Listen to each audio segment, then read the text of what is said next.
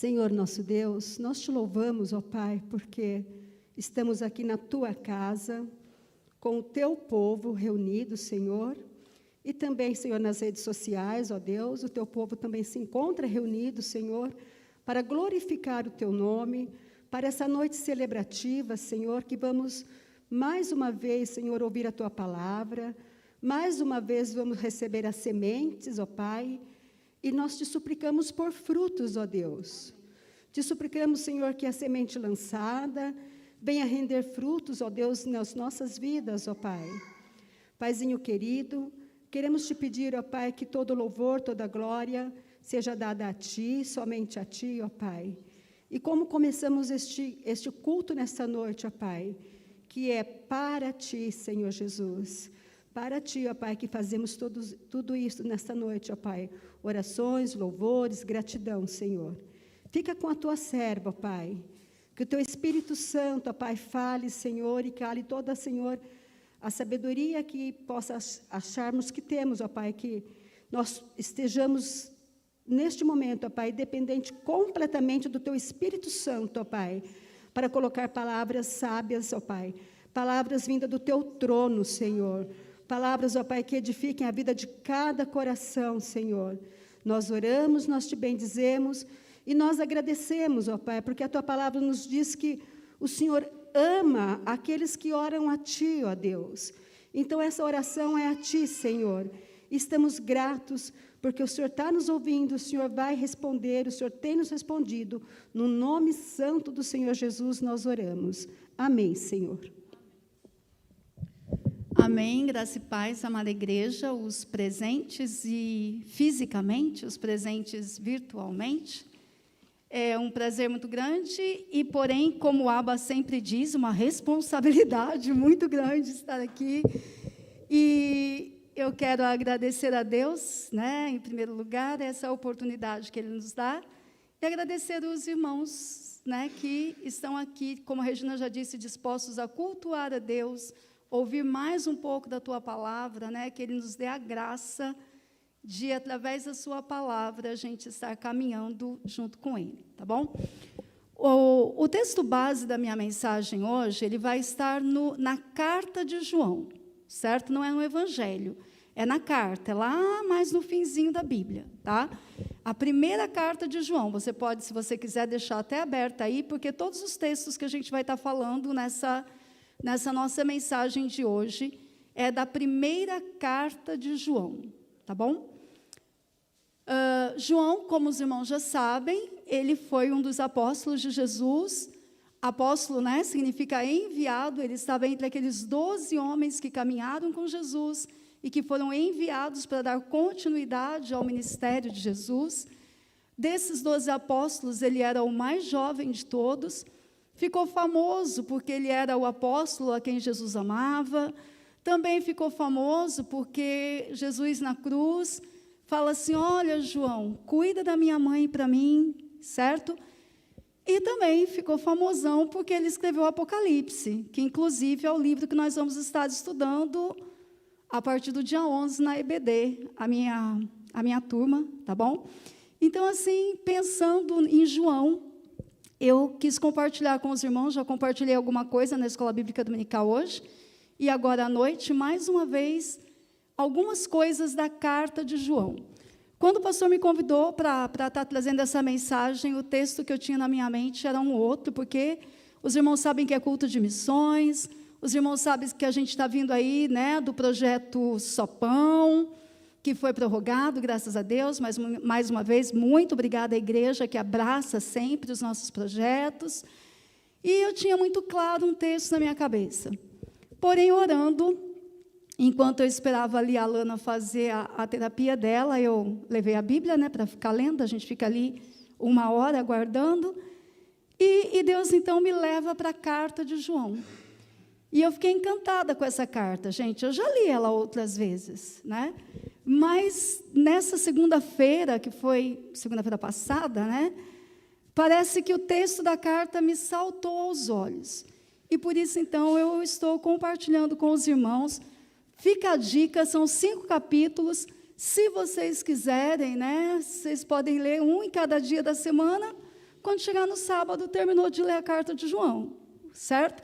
São tantos ensinamentos tão preciosos nessa carta, mas eu vou fazer o recorte de um ensinamento só, tá? Vamos lá, então. Primeira carta de João. Se é uma carta, tem que ter remetente, certo? Já falei aqui, de João. Ele não assina essa carta. Eu estou falando para você ler a Bíblia, né? Daí você vai ler a Bíblia lá e vai falar assim, Rosângela, você falou que a carta é de João, mas em nenhum lugar lá tem o nome dele escrito, que é uma carta de João. Ele não assina essa carta. Porém, o estilo de grego que ela é escrita, os irmãos sabem que o Novo Testamento foi escrito em grego, certo? O Antigo Testamento em hebraico. O estilo de grego que ela foi escrito era um grego muito simples, um grego típico de um pescador, que João era um pescador, certo? Uma outra coisa que fez com que os pais da igreja são as pessoas que viveram ali no primeiro século, depois, né, de que todos os apóstolos já haviam morrido. Então, um desses pais da igreja é Irineu, e tem outros. Um outro fator que os pais da igreja acreditam para João, a autoria dessa carta, além do grego simples, são as figuras de linguagem.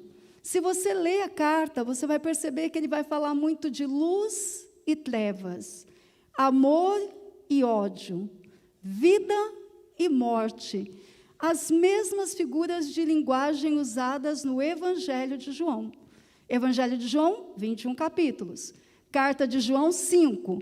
Um resumo do Evangelho. Fica aí, você escolhe qual que você quer ler durante a semana. Tá bom? Então, esses dois fatores fazem, então, com que os estudiosos acreditem a autoria dessa carta a João, certo? Então, uma carta tem um remetente, que é João, apóstolo de Jesus. Hoje em dia, a geração que está me ouvindo aí está falando, carta, Rosângela, que negócio é este carta?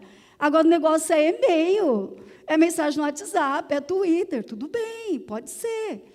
Pode ser uma carta, pode ser um e-mail, pode ser uma mensagem no WhatsApp. Twitter eu não sei mexer, gente, não tem nem noção do que é. Mas toda carta, e-mail, mensagem, ela também tem uma data, certo? E os irmãos vão ver que essa data dessa carta também vai ser muito importante. Também, se você for ler lá a Bíblia, não tem a data na Bíblia, né?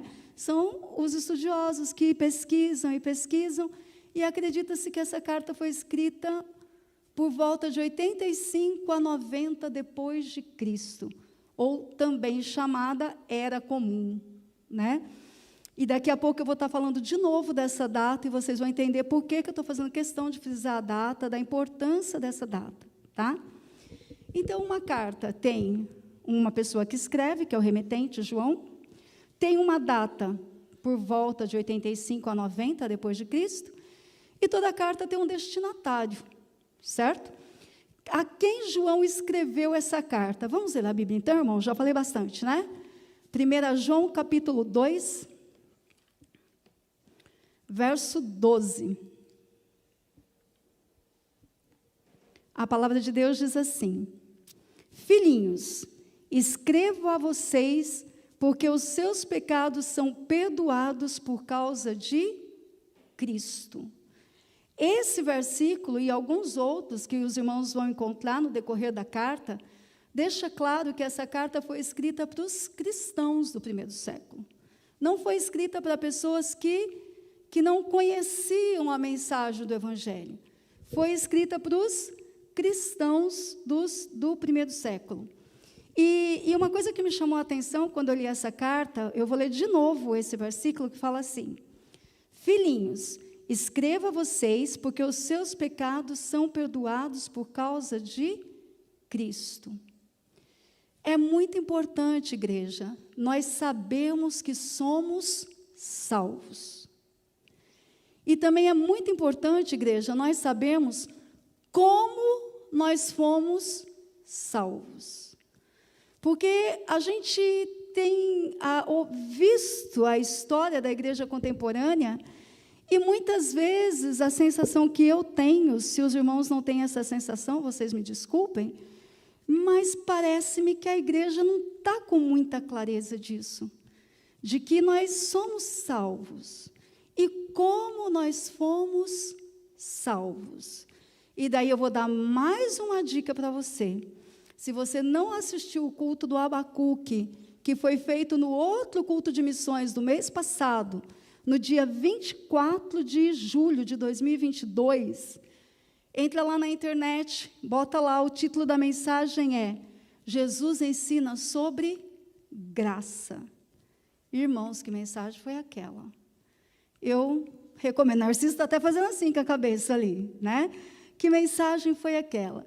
Eu estou aqui olhando os irmãos presentes, eu não sei quem está me vendo online, quem um dia vai ver essa mensagem online, mas se porventura você tem algum questionamento, alguma dúvida sobre a sua salvação e de como você foi salvo, em primeiro lugar, é claro, busque em Deus e na palavra de Deus. Mas essa mensagem do Abba também nos deixa assim, tira as dúvidas, né? Que nós somos salvos pela graça, conforme está lá em Efésios, pela graça sois salvos por meio da fé. E isso não vem de vós, é dom de Deus.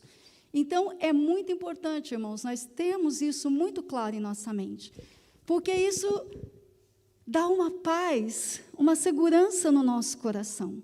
Sabemos que somos salvos, e que fomos salvos pela graça, através da fé e por Jesus Cristo, né? Então, os destinatários dessa carta eram cristãos e que conheciam a história sobre Jesus. Mas qual o objetivo? Qual o conteúdo dessa carta? Por que João resolve...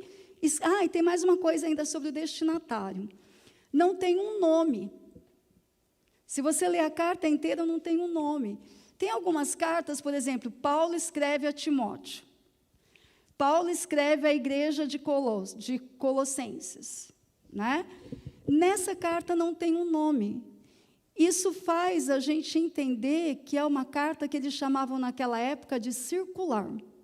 Era uma carta que era para passar por várias igrejas, por tantas igrejas quantas ela conseguisse circular. Esse era o meio deles se comunicarem naquela época, né? Então foi detectado um problema na igreja. Alguns falsos profetas estavam ensinando uma doutrina falsa, chamada gnosticismo. Essa doutrina eles estavam ensinando baseados na filosofia grega, que era a filosofia que dominava o mundo daquela época. E dentro dessa filosofia, tem coisas boas, eu gosto de filosofia, é baseada em Platão, Platão falou muita coisa boa, porém, esse detalhezinho era muito complicado. Falava que Jesus não veio em carne, que Jesus era apenas uma visão, que Jesus era apenas uma fantasia da cabeça das pessoas. E isso, gente, é muito complicado, porque se Jesus não veio em carne, ele não morreu por nós. Ele não foi sacrifício vivo por nós. E essa doutrina estava deixando alguns irmãos meio confusos. Lembra que eu falei da importância da data? Esses cristãos, eles estavam vivendo 50 anos depois da morte e ressurreição de Jesus. Então, eles não foram contemporâneos de Jesus. Eles não viram Jesus igual João viu. Eles não comeram com Jesus igual João comeu. Eles não colocaram a mão em Jesus igual João e os outros apóstolos e as pessoas dos primeiros tempos ali viram. E aproveitando-se, então, desse fato, algumas pessoas vieram e começaram a ensinar outras coisas, que não vem o caso aqui, a gente está entrando em detalhes sobre esses ensinamentos, né? A gente pode até estar vendo isso, quem sabe, numa escola bíblica dominical, mas o importante, e eu falo sempre isso na minha aula, as vozes são muitas, os ensinamentos são muitos, mas se eu tiver certeza da minha fé, se eu tiver certeza da base da minha fé, pode vir outras vozes que eu não vou me confundir. Então, você pode não saber o que é gnosticismo, docetismo e outras coisas mais. Mas se você tiver clareza, né, na base da sua fé, você não vai se confundir quando falsos profetas vir com outras vozes. Porque no nosso tempo, nós também temos muitas vozes, de muitos líderes, de muitas coisas, né? Então, é muito importante a gente estar conhecendo as nossas vozes. Então, conhecendo as nossas vozes, não, conhecendo a base da nossa fé, certo? São muitos ensinamentos que tem nessa carta, mas não dá tempo, né? Não sei nem que horas são já falei demais. Vamos ao ponto, né? O ensinamento que eu quero destacar dessa carta de João é o amor. João vai falar mais de 40 vezes nessa carta sobre amor. Inclusive, quando eu passei para a Flávia o título do sermão, eu coloquei lá Amor de Deus. Hoje, à tarde, estudando o sermão, eu daria um outro título para o sermão. Eu daria o título A Importância do Amor. Vamos mais uma vez ler a palavra de Deus, gente, no capítulo 4, esse é o texto base da nossa reflexão. Então, até agora, né, foi uma contextualização aí da carta e do remetente, do destinatário, né? Agora vamos, então, à reflexão desta noite. Capítulo 4, nós vamos ler do verso 7 até o verso 11. Queridos amigos, amemos uns aos outros, porque o amor vem de Deus. Quem ama é filho de Deus e conhece a Deus. Quem não ama não o conhece, pois Deus é amor. Foi assim que Deus mostrou o seu amor por nós. Ele mandou o seu único Filho ao mundo para que pudéssemos ter vida por meio dele.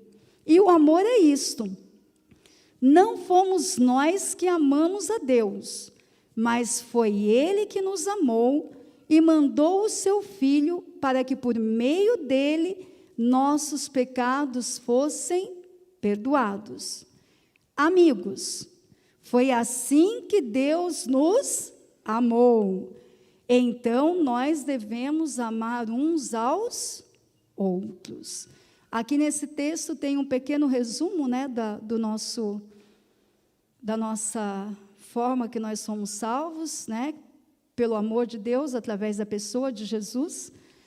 Mas, como eu disse, então, o foco da nossa reflexão de hoje é destacar o amor.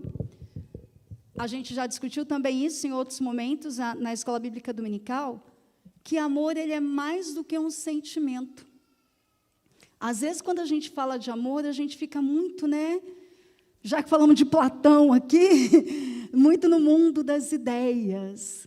O amor é lindo, é cheio de florzinha, é um sentimento bonito quando correspondido, triste quando não correspondido. Isso não é mentira. Porém, amor, ele é mais do que um sentimento. Amor, amar, também implica em ação. Tanto é que é um verbo, né? E isso implica em ação. E a maior demonstração de amor de Deus pela humanidade, a gente vai ver aqui no verso 9 desse texto que nós acabamos de ler. Foi assim que Deus mostrou o seu amor por nós. Ele mandou o seu único Filho ao mundo para que pudéssemos ter vida por meio dele. Então, o nosso Deus, na medida que Ele manda o seu Filho ao mundo, para que nós tenhamos vida por meio do seu Filho, Ele nos ensina que amor é mais do que sentimento. Amor é ação. Amém, irmãos?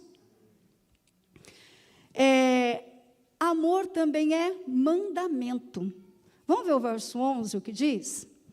Verso 11 diz assim: amigos, se foi assim que Deus nos amou, então nós devemos amar uns aos outros. Nós devemos amar uns aos outros. Então, amor é um mandamento. Se amor é mandamento, é porque é uma coisa que não é fácil. Vocês concordam comigo? Que se fosse uma coisa fácil, amar fosse fácil, não precisava de ser um mandamento. Porém, ele é um mandamento. A bem da verdade, Jesus resume os 10 mandamentos em 2 mandamentos. E nos 2 mandamentos que Jesus resume, os 2 implicam em amor, em amar. Amar a Deus sobre todas as coisas e ao teu próximo como a ti mesmo. Nisto está toda a lei e os profetas. É o nosso Senhor Jesus que diz, não sou eu que estou dizendo, tá? Então, amor, ele é mandamento, e se é mandamento é porque não é fácil, mas se é mandamento também nós precisamos, se nós cremos nesse Deus e ele nos manda amar, nós precisamos obedecer, tá? No capítulo 3, nos versos 16, 17 e 18, João nos dá aqui algumas dicas de como nós podemos transformar o nosso amor em atitude.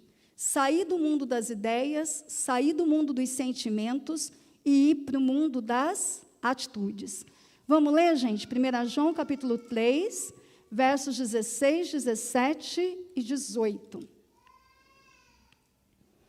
A palavra de Deus diz assim: sabemos o que é o amor por causa disto. Cristo deu sua vida por nós. Por isso, nós também devemos dar a nossa vida pelos nossos irmãos. Falei que não era fácil, certo? Vamos continuar, 17. Se alguém é rico e vê seu irmão passando necessidade, mas fecha o seu coração para essa pessoa, como pode afirmar que de fato ama a Deus? Meus filhinhos, verso 18, o nosso amor não deve ser somente de palavras e de conversa, deve ser um amor verdadeiro que se mostra por meio de ações. Então, gente, socorrer os necessitados é uma das maneiras que a palavra de Deus nos fala sobre como nós devemos demonstrar o nosso amor através de ações. E uma coisa que me chamou a atenção nesse momento, agora, enquanto eu estava lendo aqui o texto com vocês, olha que eu já li esse texto muitas vezes, mas agora que eu estava lendo aqui com vocês, eu vou ler de novo o 17. Vamos ler lá o 17 de novo? Se alguém é rico e vê o seu irmão passando necessidade, mas fecha o seu coração para essa pessoa, como pode afirmar que de fato ama a Deus?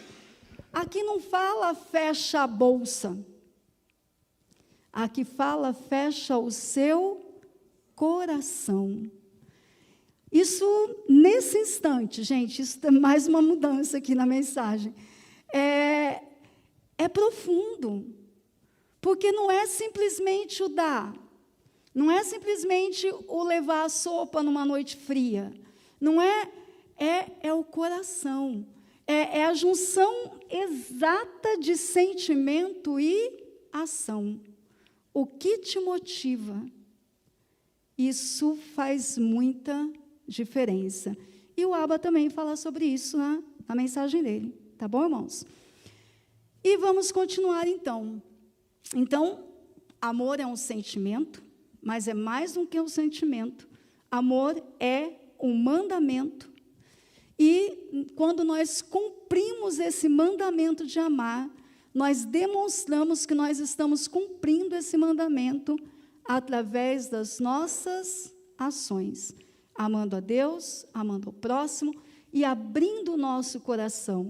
E abrindo a nossa bolsa, e abrindo a nossa cozinha e fazendo uma sopa, e abrindo a nossa padaria e fazendo um pão, Narciso, do pão gostoso para o nosso projeto. Né? Então, amar é isso, gente. E sempre dá aquilo que a gente tem de melhor. Pode ser simples, mas é aquilo que você tem de melhor, né? Para você dar.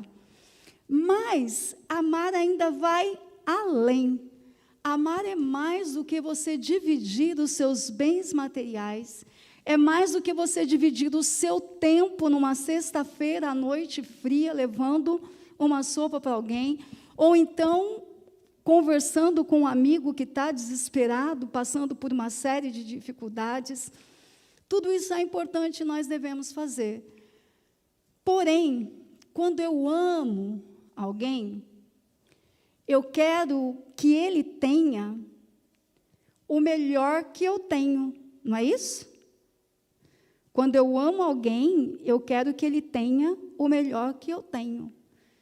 E o que é o melhor que nós temos? Vamos abrir no capítulo 4, que os irmãos já estão com a Bíblia aberta. Vamos ler o verso 14.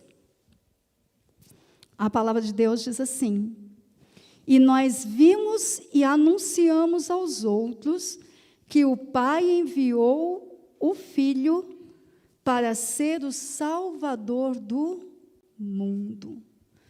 Isso é a coisa melhor que nós temos para dar para alguém. É falar para ele que o Pai, Deus Pai, enviou o seu Filho para salvar o mundo. Que o Deus Pai enviou o seu Filho para transformar a minha, a sua, a nossa vida. Porque, gente, se a gente levar só recursos materiais, a ação missionária, esse é um culto de missões, ela vai estar incompleta. A igreja vai ser uma ONG, muitas pessoas fazem isso. Porém, também, se nós falarmos apenas do amor de Jesus para as pessoas, mas não ajudarmos ele naquilo que ele precisa, e é importante, gente, naquilo que ele precisa. Às vezes, quando a gente vai conversar com as pessoas, mais do que a sopa, eles precisam de alguém para conversar.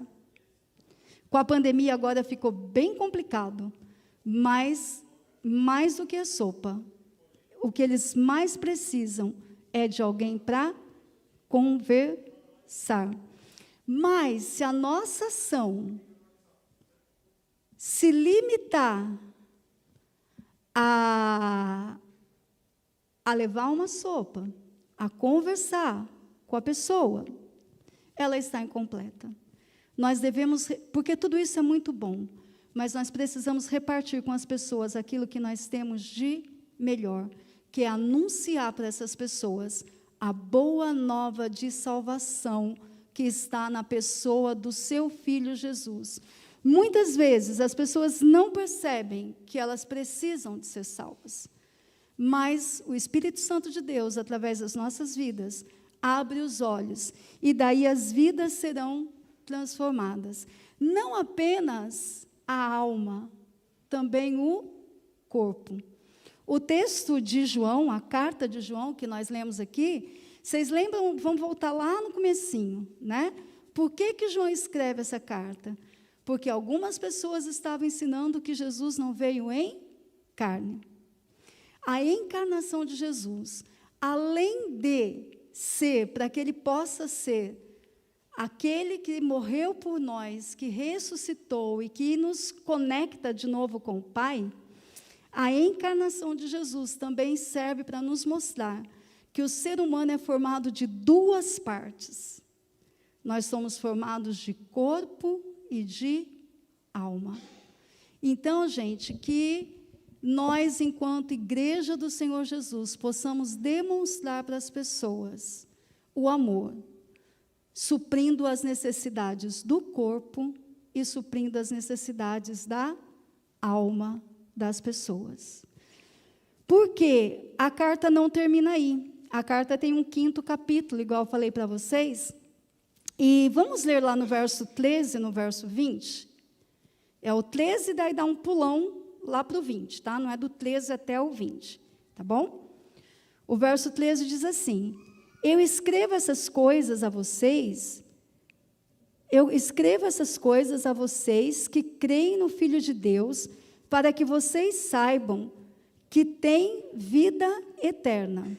E daí o 20 fala assim: Sabemos também que o Filho de Deus já veio e nos deu entendimento para conhecermos o Deus verdadeiro. A nossa vida está unida com o Deus verdadeiro, unida com o seu Filho Jesus.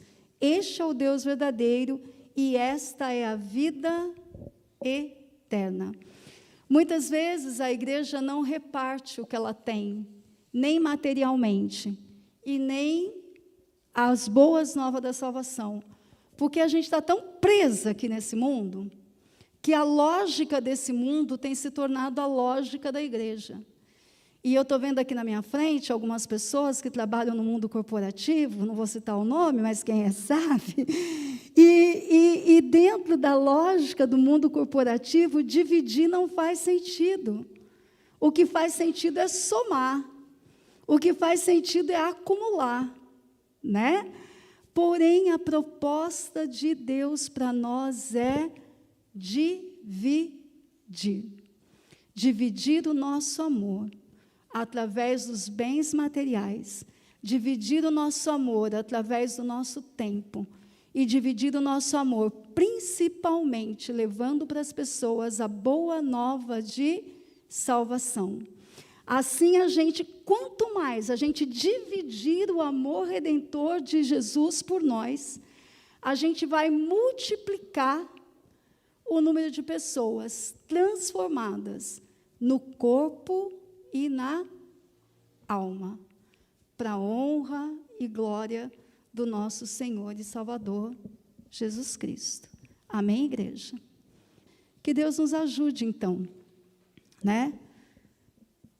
A sermos canal de bênção, canal de amor na vida das pessoas. Vamos nos colocar em pé. Eu vou pedir para que a Maiara venha aqui à frente fazer a oração final.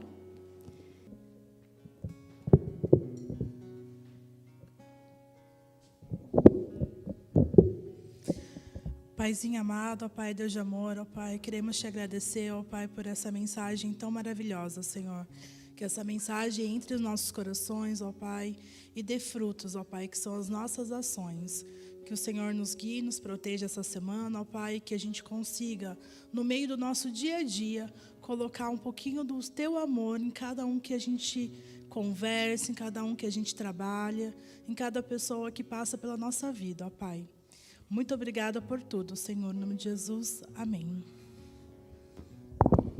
Que o grande amor de Deus Pai, que a consolação do Divino Espírito Santo e o amor redentor e transformador do nosso Senhor e Salvador Jesus Cristo esteja com cada um de nós, hoje e para todo sempre. Amém.